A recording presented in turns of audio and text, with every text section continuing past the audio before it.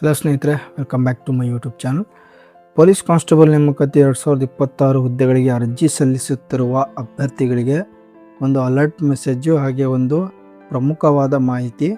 So ವಿಡಿಯೋನ skip ಮಾಡದೆ ಕಂಪ್ಲೀಟಾಗಿ ವಾಚ್ ಮಾಡಿ.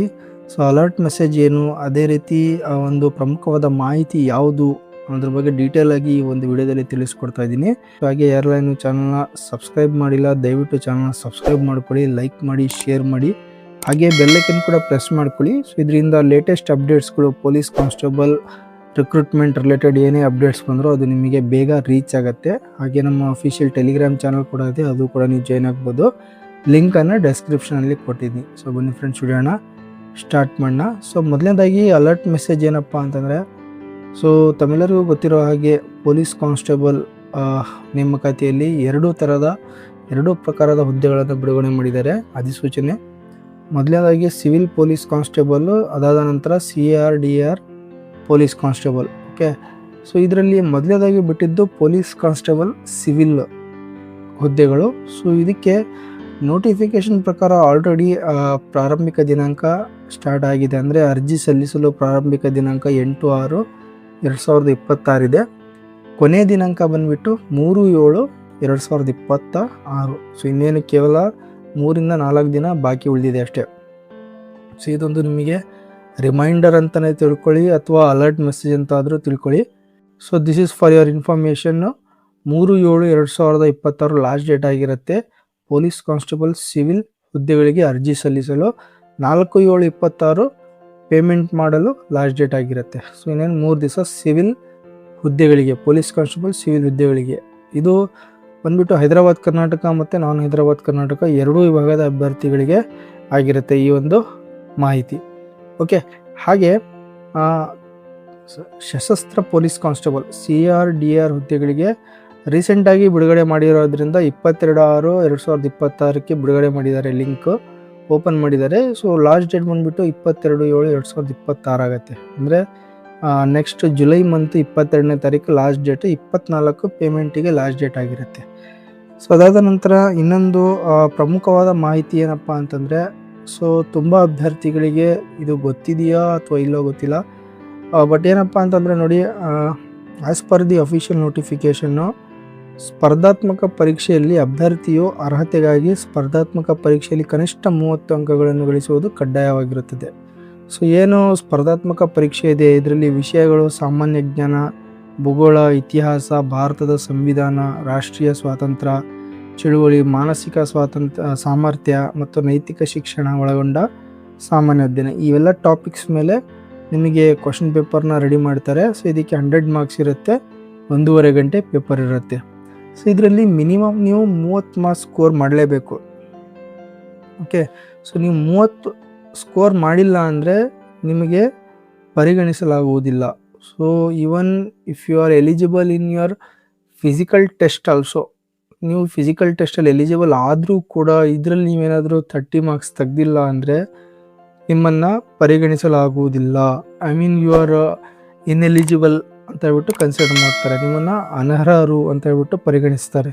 ಸೊ ಹಾಗಾಗಿ like how much important physical test ಇದೆಯೋ ಅಷ್ಟೇ ಇಂಪಾರ್ಟೆನ್ಸು ನೀವು ಥಿಯರಿ ಪೇಪರ್ಗೂ ಕೊಡಬೇಕು. ಓಕೆ, ಸೊ ತುಂಬ ಅಭ್ಯರ್ಥಿಗಳು ಈ ಕಡೆ ಗಮನ ಹರಿಸ್ತಾ ಇದ್ದೀರಲ್ಲ ಗೊತ್ತಿಲ್ಲ.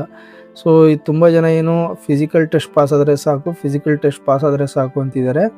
But this is also very important. 30 marks ನೀವು ತೆಗಿಲೇಬೇಕು, ಇಲ್ಲಾಂದರೆ ನಿಮಗೆ ರಿಜೆಕ್ಟ್ ಮಾಡ್ತಾರೆ, ಅಂದರೆ ನಿಮಗೆ ಪರಿಗಣಿಸಲಾಗುವುದಿಲ್ಲ.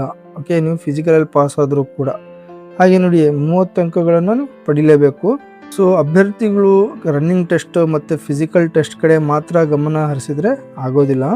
ಸೊ ಹಾಗಾಗಿ ಹೇಗೆ ತಯಾರಿ ನಡೆಸಬೇಕು ಅಂತಂದರೆ ನೋಡಿ, ಪ್ರತಿದಿನ ಕನಿಷ್ಠ 2-3 ಗಂಟೆಗಳ ನೀವು ಅಧ್ಯಯನ ಮಾಡಬೇಕು. ಯಾವ್ಯಾವ ಟಾಪಿಕ್ಸ್ ಮೇಲೆ ಅಂತಂದರೆ ಈ ಟಾಪಿಕ್ಸ್ ಮೇಲೆ ನೀವು ಅಧ್ಯಯನ ಮಾಡಬೇಕು. ಸೊ ಇನ್ನೂ ಬೆಸ್ಟ್ ವೇ ಆಫ್ ಲರ್ನಿಂಗ್ ಏನಂತಂದರೆ, ಸೊ ಹಿಂದಿನ ವರ್ಷಗಳ ಪ್ರಶ್ನೆ ಪತ್ರಿಕೆ ಕಲೆಕ್ಟ್ ಮಾಡಿ. ಸೊ ನಾನು ಕೂಡ ಪ್ರಯತ್ನ ಪಡ್ತೀನಿ, ಆದಷ್ಟು ಎಷ್ಟು ಕ್ವಶನ್ ಪೇಪರ್ಸ್ ಆಗ್ತಾವೆ ಅಷ್ಟು ಕಲೆಕ್ಟ್ ಮಾಡಿ ನಿಮಗೆ ಪ್ರೊವೈಡ್ ಮಾಡೋ ಒಂದು ಪ್ರಯತ್ನ ಪಡ್ತೀನಿ, ಖಂಡಿತವಾಗಿಯೂ ಕೊಡ್ತೀನಿ. ಅದೇ ರೀತಿ ನೋಡಿ, last year minimum 5 years question ಪೇಪರ್ಸ್ನ ತೊಗೊಳ್ಳಿ. ಸೊ ಅದನ್ನು ಸಾಲ್ವ್ ಮಾಡಿ. ಸೊ ಅದರಲ್ಲಿ ನಿಮಗೆ ಯಾವ ರೀತಿ ಕ್ವಶನ್ಸ್ ಫ್ರೇಮ್ ಆಗ್ತವೆ ಅನ್ನೋದ್ರ ಬಗ್ಗೆ ಕೂಡ ಒಂದು ಕ್ಲಿಯರಾಗಿ ಐಡಿಯಾ ಸಿಗುತ್ತೆ. ಸೊ ಹೆಚ್ಚು ಗಮನ ಕೊಡಬೇಕಾಗಿರತಕ್ಕಂತಹ ಟಾಪಿಕ್ಸ್ಗಳು ಯಾವುದಂತಂದರೆ ಸಾಮಾನ್ಯ ಜ್ಞಾನ, ಆಮೇಲೆ ಕರೆಂಟ್ ಅಫೇರ್ಸ್, ಪ್ರಚಲಿತ ಘಟನೆಗಳು, ಕರ್ನಾಟಕದ ಇತಿಹಾಸ, ಆಮೇಲೆ ಕಾನ್ಸ್ಟಿಟ್ಯೂಷನ್, ಸಂವಿಧಾನ ಹಾಗೂ ತಾರ್ಕಿಕ ಸಾಮರ್ಥ್ಯ ವಿಷಯಗಳಿಗೆ ನೀವು ಹೆಚ್ಚು ಗಮನ ಕೊಡಬೇಕು. ಸೊ ಅದೇ ರೀತಿ ವಾರಕ್ಕೊಂದು ಟೆಸ್ಟ್ ತೊಗೊಂಡ್ರೂ ಕೂಡ ನಿಮಗೆ ಇನ್ನೂ ಒಳ್ಳೆಯದು. ನೀವು ಏನೇ ಓದಿದ್ರು ಕೂಡ ಅದು ನಿಮ್ಮ ಮೈಂಡಲ್ಲಿ ಫಾರ್ ಲಾಂಗ್ ಟರ್ಮ್ ಅದು ಸ್ಟೇ ಆಗಿರುತ್ತೆ. ಓಕೆ, ಸೊ ಈ ಥರ ಒಂದು ಮಾಕ್ ಟೆಸ್ಟ್ಗಳನ್ನು ಕೂಡ ನೀವು ತೊಗೊತಾ ಇರಿ. ಸೊ ತುಂಬ ಆನ್ಲೈನ್ ಆ್ಯಪ್ಸ್ಗಳಿದ್ದಾವೆ ಈ ಥರ ಮಾಕ್ ಟೆಸ್ಟ್ಗಳಿಗೆಲ್ಲ. ಸೊ ನೀವು ಯಾವುದಾದ್ರೂ ಒಂದು ಆ್ಯಪ್ ಡೌನ್ಲೋಡ್ ಮಾಡ್ಕೊಳ್ಳಿ. ಸೊ ಅದರಲ್ಲಿ ಮಾಕ್ ಟೆಸ್ಟ್ನ ಕೊಡ್ತಾ ಇರಿ. ಸೊ ಹಾಗೆ ನೋಡಿ, ಇನ್ನೊಂದು ಏನಪ್ಪ ಅಂತಂದರೆ ಸಲಹೆ, ನಿಮಗೇನು ಸಲಹೆ ಕೊಡ್ಬೋದು ಅಂತಂದರೆ, ಸೊ ನೋಡಿ ಭಾಳಷ್ಟು ಅಭ್ಯರ್ಥಿಗಳು ಏನು ಮಾಡ್ತಾರೆ, ಫಿಸಿಕಲ್ ಚೆನ್ನಾಗಿದ್ರೆ ಸಾಕು ಅಂತ ಹೇಳ್ಬಿಟ್ಟು ಅಂದ್ಕೊತಾರೆ. ಬಟ್ ಅವರು ಲಾಸ್ಟ್ ಮೂಮೆಂಟಲ್ಲಿ ಏನಾಗುತ್ತೆ ಅಂತಂದರೆ ಲಿಖಿತ ಪರೀಕ್ಷೆಯಲ್ಲಿ ಫೇಲ್ ಆಗ್ತಾರೆ. ಸೊ ಹೀಗಾಗಿ ಅವರು ಎಷ್ಟು ಫಿಸಿಕಲ್ಗೋಸ್ಕರ ಅವ್ರು ಟೈಮ್ ಕೊಟ್ಟಿದ್ರು ಅದೆಲ್ಲ ವೇಸ್ಟ್ ಆಗುತ್ತೆ. ಹಾಗಾಗಿ ನಿಮ್ಮ ಥಿಯರಿ ಎಕ್ಸಾಮ್ ಕಡೆಗೂ ಕೂಡ ನೀವು ಸ್ವಲ್ಪ ಗಮನ ಕೊಡಬೇಕು. ಸೊ ಹೀಗಾಗಿ ಇಂದಿನಿಂದಲೇ ನೀವು ಓಟದ ತಯಾರಿ ಜೊತೆಗೆ ಕೂಡ ನೀವು ಸ್ಪರ್ಧಾತ್ಮಕ ಪರೀಕ್ಷೆ ತಯಾರಿಯಲ್ಲೂ ಕೂಡ ಸಮಾನವಾಗಿ ಮುಂದುವರಿಬೇಕು. ಓಕೆ, ಸೊ ಬ್ಯಾಲೆನ್ಸ್ ಮಾಡ್ಕೊಳ್ಳಿ ಎರಡೂ ಕೂಡ.